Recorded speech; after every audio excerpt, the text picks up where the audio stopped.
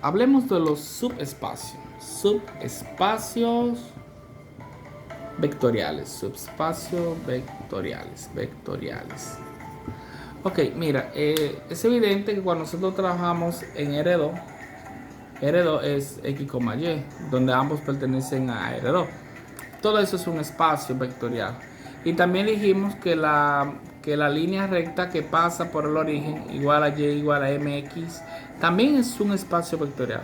Pero se ve evidente de que este espacio está dentro de este espacio. Entonces, este que es más pequeño que este, entonces este se puede denominar como un subespacio. Bien, entonces vamos a ver qué es un subespacio. Un subespacio, bueno, se dice, vamos a escribirlo, se dice que H es un subespacio vectorial, es un subespacio vectorial de H, de B, perdón. Si H es un subconjunto no vacío, escucha bien, conjunto no vacío, ojo con esto. No es lo mismo el vector cero que algo vacío, eso es totalmente distinto. Y que H sea un espacio vectorial, H sea un espacio vectorial, o sea, B es un espacio vectorial, pero H, que es un subconjunto, también es un espacio vectorial también. Junto con las operaciones de suma de vectores y escalar, también forma lo que es un espacio vectorial en B. Es decir, lo que estamos diciendo es que H va a ser un subespacio vectorial de B, pero H también es un espacio vectorial. Aunque sea un subespacio, un subconjunto, también va a ser un espacio vectorial que va a heredar las operaciones de ese conjunto de suma de vectores y multiplicación de un vector por un escalar. Va a heredar todos esos axiomas, los 10 axiomas que se explicaron en el video anterior. También lo va a heredar también H, donde este va a ser el espacio padre, este va a ser el espacio hijo. Por ejemplo, aquí tengo a R2, todo este plano, y estos vectores que pasan por esta línea van a ser lo que es H, un ejemplo. Entonces este va a ser B y este va a ser H. Entonces esta H va a heredar todos los elementos del espacio, todas las propiedades del axioma del espacio vectorial. Entonces vamos a seguir. Entonces te voy a decir que un subconjunto no vacío, no se ve muy bien ahí, un subconjunto no vacío, H, no vacío, quiere decir que tiene que tener algo, de un espacio vectorial B, es un subespacio. Ojo, no es lo mismo un subconjunto que un subespacio, porque como te decía, por ejemplo, este es el espacio vectorial y este es un subconjunto. Pero yo te dije en el video anterior que cuando la recta no pasa por el origen no forma un espacio vectorial. Que aunque este sea un subconjunto de este espacio vectorial, no lo denomina un subespacio. Es decir, Y es igual a MX, es un espacio vectorial, el cual es un subespacio del espacio R2. Pero sin embargo, esta MX más B acá de este lado es un subconjunto, pero no es un subespacio porque como tal no forma un espacio. Y acuérdate que el subconjunto, su espacio hereda las propiedades del espacio. Entonces, sabe un subespacio, como te voy a decir, un subespacio de B, ok. Sea un subconjunto de un no vacío de H, de un espacio vectorial B, es un subespacio de B. O sea, H es un subespacio de B si cumple con estas condiciones, con estas dos reglas, con dos reglas de la cerradura. Miren, en otros libros lo presentan de una forma. Aquí nosotros lo vamos a presentar de esta forma. Por ejemplo, que si X pertenece a H y Y también pertenece a H, entonces X más Y deben pertenecer a H. Esa es la cerradura de la suma. Y también que si X pertenece a H, entonces alfa, o sea, alfa por X, perdón, alfa por X debe pertenecer a H para todo escalar es decir, que debe cumplirme con las dos cerraduras, con la cerradura de la suma de dos vectores y de la cerradura de la multiplicación de un vector por un escalar. Debe formar a las dos, si no automáticamente no va a ser un subespacio. O sea, una forma de tú identificar si es un subespacio es identificando que se cumpla la cerradura. ¿Ok? Entonces, cuando te dice no vacío, eso es lo que indica que el vector 0 va a pertenecer a H. Ese vector 0 va a pertenecer a H. No confunda el 0 del escalar con el 0 del vector, por eso te dice no vacío. Entonces, ese 0 va a pertenecer. Algunos libros te piden también que identifique el vector 0. Algunos lo que te hacen es que te hacen una operación, por ejemplo, alfa X más beta Y. Si tú demuestras esta partecita aquí, ya tú demuestras que es un subespacio, simplemente. Entonces, este teorema que nosotros acabamos de ver, lo que me está diciendo es que al cumplir esta cerradura en H, o sea, la cerradura de la suma y la cerradura de la multiplicación, yo solamente tengo que hacer esto, simplemente ya, y no tengo que demostrar los 10 axiomas. Si yo verifico que no cumple con esa propiedad, automáticamente no va a cumplir la demás. Entonces, y se supone que el vector 0 pertenece a H.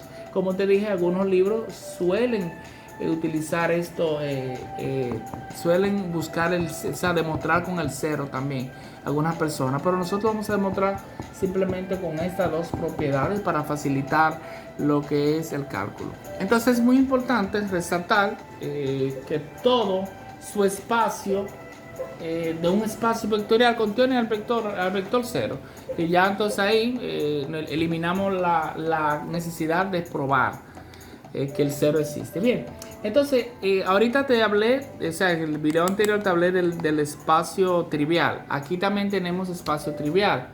El espacio trivial en este caso lo va a representar su espacio 0. Acuérdate que te dije que esto es un espacio. Entonces el 0 también va a ser un espacio. Entonces si H es un espacio de B, entonces 0 también va a ser un subespacio. Entonces el 0 va a ser su espacio trivial de todos los espacios vectoriales. Entonces el 0 va a ser el espacio trivial. También el espacio en sí mismo, si B va a ser igual a A, B, C, no importa, si es un espacio vectorial, en sí mismo también forma un subespacio. O sea, él es su espacio de sí mismo también. Estos espacios se llaman triviales. Pero ¿qué pasa? El interés de acá es encontrar los espacios que no son necesariamente triviales. O sea, lo que no son triviales en sí. Entonces, cuando un espacio no es trivial, se llama su espacio. Bueno, aquí yo tenía espacio trivial. Acuérdate que el espacio trivial hablé del 0. Y el subespacio trivial también es el 0 también. Entonces, entonces vamos a tener que en un vector B vamos a tener el espacio 0, que son su espacio, y el mismo espacio B. Estos van a ser espacios triviales. Normalmente se le llama más trivial al 0 que a este, pero vamos a asumirlo como trivial en este curso. Entonces, lo demás su espacio que están entre ellos, que vamos a encontrar, se llaman subespacios propios. Palabra propia, subespacio propio. Aquí son triviales, que es el 0 y el mismo vector. Y aquí los subespacios propios son los que son diferentes a estos dos vectores, que se denominan subespacio propio. Por ejemplo, cuando yo hablé de R2, en R2 vamos a suponer que va a ser el espacio X, Y. igual a y es igual a mx. Eso es un R2 donde x pertenece a R2 y y pertenece a R2 también. Eso es un espacio vectorial. Ahora, un subespacio vectorial va a ser el mismo vector. Los subespacios triviales va a ser el mismo vector y el cero, ¿verdad? Pero en un subespacio propio va a ser el que hicimos ahorita, que dice x, y igual a tal que y sea igual a mx. Ese va a ser un subespacio propio. Bien, entonces vamos a seguir. Otro subespacio que vale la pena destacar es, por ejemplo, H, que es un subespacio igual a X, Y, Z. Acá, tal que X sea igual a T. Ya tú sabes que es como si fuera una pendiente multiplicada por X, Y igual a BT y Z igual a CT. Es como si fuera MX. ¿Qué significa esto? Que eso va a ser una recta, los puntos, H va a ser los puntos que pasan por esa recta que pasa por el origen. Entonces, esto es un subespacio en R3. ¿Por qué es un subespacio en R3? Bueno, podemos demostrarlo. Porque cuando yo tengo X igual a, o sea, vamos a tomar, no es esta X como tal, sino X como vector. A su 1T, entonces en este caso vamos a tener B T sub 1, B T sub 2, vamos a dejar, escúchame, acuérdate que aquí la que va a variar va a ser la T, en este caso va a ser T la que va a variar, va a ser A, B T sub 1 y C T sub 1. Entonces vamos a tener Y que va a ser igual a, vamos a asumir aquí a T sub 2, B T sub 2, C T sub 2. Entonces cuando yo digo X más Y va a ser igual a T sub 1 más T sub 2, B T sub 1 más T sub 2, C T sub 1 más T sub 2. Y ahí prácticamente queda demostrado porque en sí es una suma de vectores. Entonces lo que está variando es la T. Entonces la A, la B y la C se están manteniendo invariables. Entonces si es una suma X más Y, lo suponiendo, entonces acá se va a transformar esta parte de aquí. Se va a quedar, tú ves que AT más 2, o sea, que si es X sub 1 más Y sub 1, entonces esto lo forma en A, X sub 1 más Y sub 1, o sea, para hacerte un ejemplo. Entonces, en este caso, va a ser T sub 1 más T sub 2. Entonces, si es T sub 1, T sub 2, entonces aquí se va a convertir en A, T sub 1 más T sub 2. Entonces, eso demuestra que es la recta que pasa por el origen en un espacio vectorial es un subespacio en R3. Acuérdate, R3, ¿ok? Entonces, una recta que pase por el origen va a ser esa parte. Entonces, también en R3, otro subespacio propio en R3 va a ser igual el del vector, el del plano que pasa por el origen. Un plano que pasa por el origen es un subespacio. Es un subespacio porque acuérdate que, acuérdate que este R3 es un espacio vectorial. Entonces un plano, vamos a suponer que pase por el origen, vamos a hacerlo así. Un plano que pase por el origen es un subespacio propio de R3. Entonces hemos visto que en R2, por ejemplo, R2 todo es un espacio vectorial. Pero ¿qué pasa? Si pasa por aquí por el origen, también es un espacio vectorial. Pero el 0 por sí solo también me representa un espacio vectorial. Pero en R3 también pasa lo mismo. En R3, el 0 solo representa un espacio vectorial, pero R3 completo me representa un espacio vectorial, pero una línea que pase por el 0,0 me representa un subespacio propio. Entonces, un subespacio vectorial, entonces también el plano va a formarme un espacio vectorial también. Es decir, que R2 y el 0, R3 y el 0 van a ser los espacios triviales. Ahora, Y igual a MX, que es una línea que pasa por el origen, va a ser un subespacio propio. Y la línea recta que pasa por el origen y el plano que pasa por el origen también van a ser subespacios propios. Algunos otros subespacios propios que nosotros podemos denominar, acuérdate de P sub n, que es el conjunto, que es de polinomio, es un espacio vectorial de polinomio de grado menor o igual que n, de grado menor o igual que n. Bueno, si tenemos un polinomio Pn tal que esté entre 0 menor que m menor que n, automáticamente ese va a ser un subespacio propio de P sub n. Es decir, como te decía, si tú tienes P sub 3, P sub 3 va a ser un subespacio vectorial de P sub n automáticamente. Otra también que puede ser es el conjunto de las matrices.